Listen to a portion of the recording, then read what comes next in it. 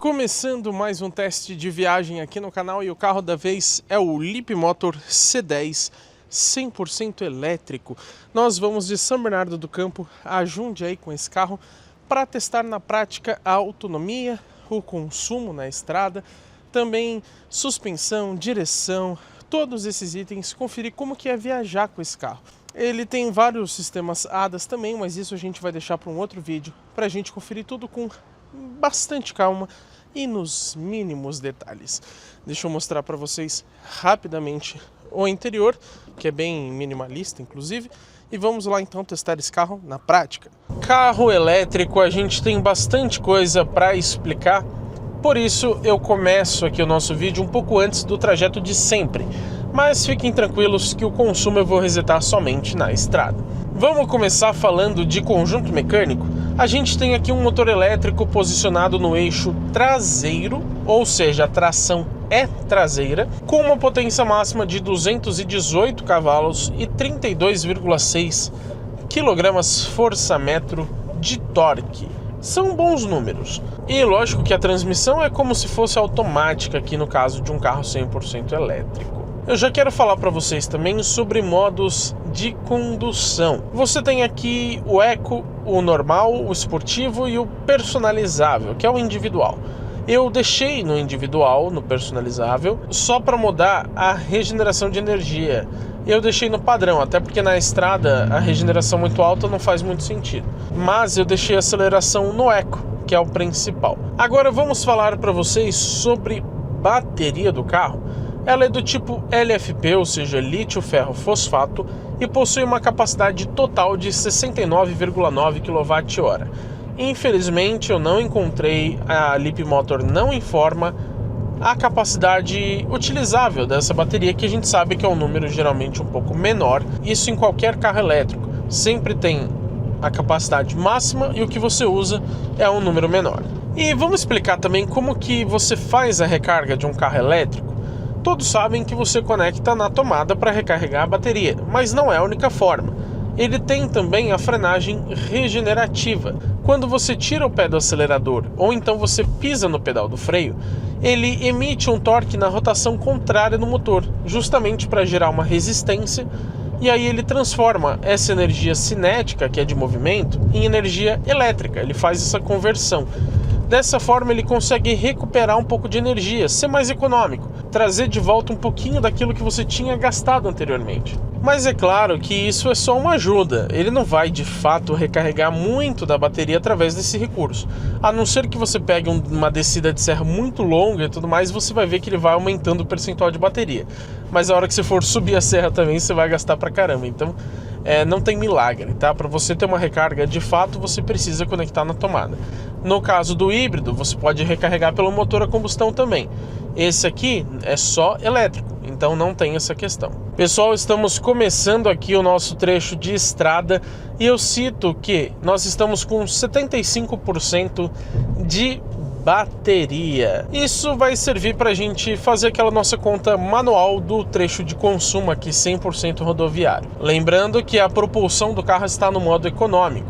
E o ar-condicionado também, ó, você pode ativar ou desativar o modo eco por aqui. Agora, uma crítica complicada que eu quero fazer desse carro é: você não tem aqui mais de um trip de consumo. Isso significa que nós estamos perdendo neste momento o consumo do trecho total entre São Bernardo e Jundiaí. Isso para priorizar esse trecho 100% de estrada, que é o mais importante para o nosso vídeo. Mas um carro desse não ter 2 trips, 3 trips, 4 trips de consumo, complicado, né? Uma questão simples de programação. E ó o trânsito para voltar, hein? Como diria Xaropinho, rapaz! Não tô com a voz boa hoje. Eu estava falando para vocês sobre aquela questão de regenerar energia e tudo mais, né? Acho que vocês já entenderam como funciona. E por que que na estrada não faz muito sentido você deixar a regeneração muito alta? Porque aí, assim que você soltar um pouco o pé do freio, ele vai diminuir muito a velocidade do carro. E na estrada, é bom que ele esteja mais livre, né? Que você deixe o carro um pouco mais solto. Quanto mais ele andar sem você fazer esforço, melhor. Se ele ficar reduzindo muito, você vai ter que acelerar mais, etc. Às vezes acaba até gastando mais. E eu lembro também que se você pisar no freio, ele faz exatamente essa mesma função de recuperação de energia. Até por isso que em carro elétrico, às vezes híbrido também, geralmente as pastilhas de freio duram muito tempo, porque a maior parte ele está freando através do motor e ele poupa, nesse caso, as pastilhas de freio e os discos também. Falo agora para vocês sobre o isolamento acústico e o preço do carro. Vamos começar pelo preço. Nessa versão única, na linha 2026, esse carro não tem nome para a versão. É só Leapmotor C10 elétrico, ou BEV, que é Battery Electric Vehicle. Mas custa, na versão única, R$205 mil.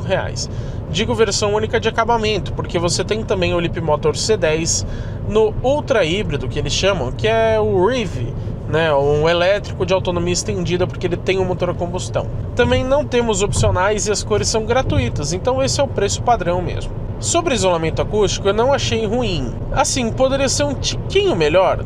Poderia, mas a gente sabe que aqui na Bandeirantes entra bastante barulho também, porque tem bastante vento, ela é meio aberta, né?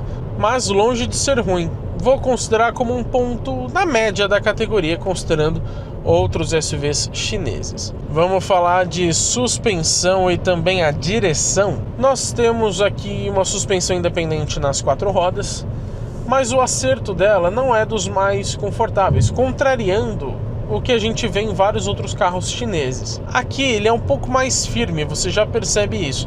E esse carro tem rodas de liga leve Aero 20, o que deixa ele até um pouquinho desconfortável ao meu ver.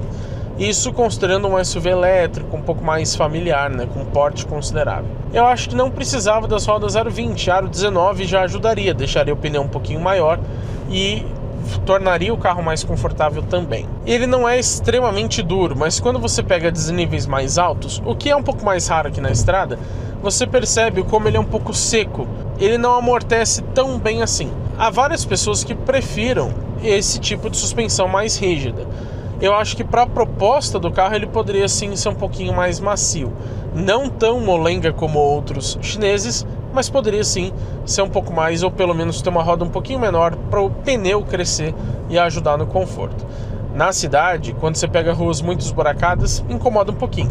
E olha só, não é que eu estava esquecendo de falar para vocês da direção, está no modo padrão, ó. E a gente vê que ela não é muito direta, ela tem um pouquinho daquele delay, ela é um pouquinho virtual e faz bastante barulho de acabamento aqui no meio, hein? Padrão de carro chinês. Vou colocar agora no esportivo, a gente percebe que ela ficou mais rígida, mas mesmo assim ela não aponta tão rápido, ó. Dá pra perceber que ela parece meio virtual? Eu recomendo que você faça um test drive com o carro, porque é difícil passar essas percepções sem você estar dirigindo, né? Ela é um pouquinho anestesiada ainda, menos do que alguns outros chineses. Ela não fica bamba nem nada, mas ainda poderia ser um pouco melhor. No conforto, aí sim eu acho que ela fica indireta e molenga excessivamente. Então não gosto de usar. Eu deixo no padrão ou, dependendo do caso, no esportivo. Você está assistindo esse vídeo até aqui, então por que você ainda não deixou o seu like aqui embaixo? Você não deixou sua opinião nos comentários ainda? Fala o que você acha aqui do Leapmotor, vamos ter essa conversa, isso é bem legal. E se você quiser fazer um comentário pago através do sistema Valeu Demais do próprio YouTube, ele vai ficar destacado aqui embaixo e você ajuda ainda mais o nosso trabalho. Vamos falar de consumo para vocês. Primeiro eu cito que esse carro pesa 2.007 quilos, são 2 toneladas arredondando, fora o que você colocar de condutor, bagagem e etc. E falando sobre o consumo em si, na estrada o Inmetro fala que ele faz o equivalente a 30,8 km por litro, e de autonomia elétrica, não especifica se é cidade ou estrada, mas o Inmetro fala 338 km. Estamos chegando aqui no pedágio. O Trip Único, percurso A, diz que a gente rodou 23,9, vai atualizar para 24 km mais ou menos. Ó, já atualizou para 24. Em aproximadamente 13 minutos, infelizmente ele não mostra a velocidade média do percurso, mas a gente andou ali entre 100, 115 e 120. Ó, já atualizou agora para 24,4 km. E o consumo então, 18,3 kWh a cada 100 km. Estou colocando aí na tela para vocês o quanto isso daria de autonomia, que eu não consigo fazer as contas agora. E a gente chegou aqui, ó, com 69%. Também vou colocar o número das contas manuais. Pessoal, já coloquei aqui no modo esportivo, vamos colocar em 30 por hora. Vamos lá, pé no fundo. tem uma boa resposta sim, viu? Não é incrível, mas é uma boa resposta. 110, 120. E aí, o que vocês acharam, hein? Eu achei que anda bem. Logicamente, o elétrico tem como se fosse o torque instantâneo, que ajuda bastante e dá aquela leve coladinha no banco. Esse aqui não é um carro com potência ou torque surpreendentes, mas ele traz sim um bom desempenho. Vamos fazer outro teste. 100 por hora, pé no fundo. Ó, 120. Longe de ser ruim, tá? Muito longe mesmo. Ele é um carro que anda bem. E apareceu aí na tela para vocês o tempo aproximado de 30 a 120 km por hora que a gente sempre coloca para vocês terem uma noção. O número não é exato porque a gente faz ali seguindo o painel de instrumentos, mas é só para vocês terem uma ideia. Lembrando que nós estamos com o ar-condicionado ligado, aqui não rouba a potência da motorização, porque o carro é elétrico, né? Então ele está associado à bateria de alta tensão, mas estamos em uma subida. E vale lembrar que o nosso trecho de estrada, aliás, todo esse percurso está sendo com o ar ligado. Vamos lá, 90 agora? 90 mais ou menos, pé no fundo. Ó, ele responde bem, ainda mais por estar numa subida. 120. Acontece que nós temos mais de 2 toneladas aqui, fora o meu peso, que também é bastante, né? Então, para potência de 218 cavalos, não é nada surpreendente. Não está sobrando potência, digamos assim. Mas eu acho que pelo preço do carro é um bom custo-benefício o desempenho. Vamos reduzir para 110, o pé no fundo. 120. E o mais legal do elétrico, por conta do torque, que é praticamente instantâneo, é você acelerar em baixas velocidades. Então você está a 40, a hora que você dá um pé no fundo, ele faz uma retomada muito legal. Você está a 30, você está a 20, está a 50, no máximo a 60. Ali você usa menos a potência e mais o torque, então ele fica mais empolgante. Vamos tentar reduzir para uns 80 aqui, só para mostrar para vocês. Ó. Estamos aqui a 80, pé no fundo. Ó, ele já deu um punch um pouco maior. Depois ele começa a subir mais devagar a velocidade, ó, 120.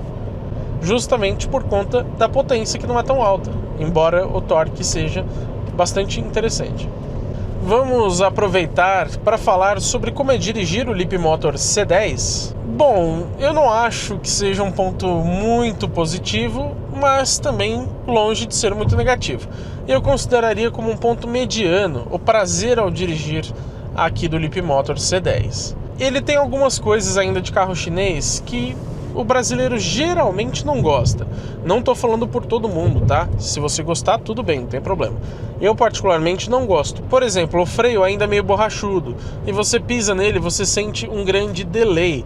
Ele afunda bastante e demora para responder. Ele não é aquele freio muito sensível. Traz uma sensibilidade muito virtual, digamos assim, sabe? Não é algo muito responsivo. Isso tira um pouco do prazer ao dirigir. E a direção, como eu disse, também não é muito precisa, muito direta. Então poderia sim ser melhor. Mas é um carro com a suspensão mais firminha, então a dinâmica não é ruim, ao contrário de vários outros chineses que são molengas demais. Então eu consideraria como mediano pelo ponto de não ser extremamente bom de dirigir, como um carro alemão, por exemplo, mas também não tão ruim como alguns chineses são. Agora, a posição de dirigir eu achei boa, tá? Você consegue achar uma posição legal, mesmo eu tendo 1,93 de altura. Chegou o momento da gente ver como que ficou o consumo no trecho inteiro de estrada, sempre com ar ligado, incluindo agora as aceleradas que a gente deu. E ele fala pra gente aproximadamente 22 minutos de trajeto, não mostra a velocidade média. A distância foi de aproximadamente 36,7 km, e o consumo de 18,4 kWh a cada 100 km, 18,3 agora. E a bateria 65%. Então, de novo, está aparecendo aí na tela para vocês os números da conta manual, de acordo com o percentual de bateria, que não é um número exato, mas é só para a gente ter uma noção se dá muita diferença ou não, e o número da autonomia calculada de acordo com o consumo que ele falou para a gente. Chegamos aqui no final do nosso trajeto em Jundiaí e o que eu posso dizer para vocês sobre viajar com o Leapmotor C10 elétrico é que ele é um carro assim, para viajar, bom, o porta-malas está na média, mas o espaço interno é realmente muito bom. Ele fez o que me parece ser um bom consumo também, uma boa autonomia, né? Ainda não calculei, mostrei para vocês aí ao longo do vídeo. se esse boi ou essa vaca me atacar, eu vou ficar um pouco triste. Tem um desempenho também dentro do padrão da categoria, né? Não é surpreendente, mas longe de ser ruim também. O sistema de som desse carro eu achei bastante bom. Então, assim, é um carro legal para viajar, mas não é o mais empolgante possível. E sendo um elétrico, a gente sabe que você vai ter que fazer mais paradas para carregar, enquanto um híbrido ou uma combustão te dá uma autonomia muito maior, né? Mas sim, o Leapmotor é uma boa opção para viajar. O problema desse carro está em algumas questões de praticidade, você usando no dia a dia. Não exatamente dirigindo, mas o retrovisor você mexe pela central, a chave é um cartão, não é bem presencial. Isso tudo eu vou mostrar para vocês na avaliação completa e nesse ponto aí ele deixa bastante a desejar. Mas ao dirigir na estrada e tudo mais, é sim um bom carro. Só poderia ser um pouquinho mais confortável. E se por acaso até agora você não deixou o seu like e não opinou sobre o Leapmotor aqui nos comentários, ainda dá tempo de fazer isso. Não custa nada e você ajuda muito a gente. E é legal ter essa interação, conversar sobre os carros que passam aqui no canal. E se você também ainda não fez isso, se inscreva no canal e ative as notificações, porque nós teremos muito conteúdo legal aqui com o Leapmotor e também com todos os outros veículos que passam por essa semana de testes aqui no canal GT Autos.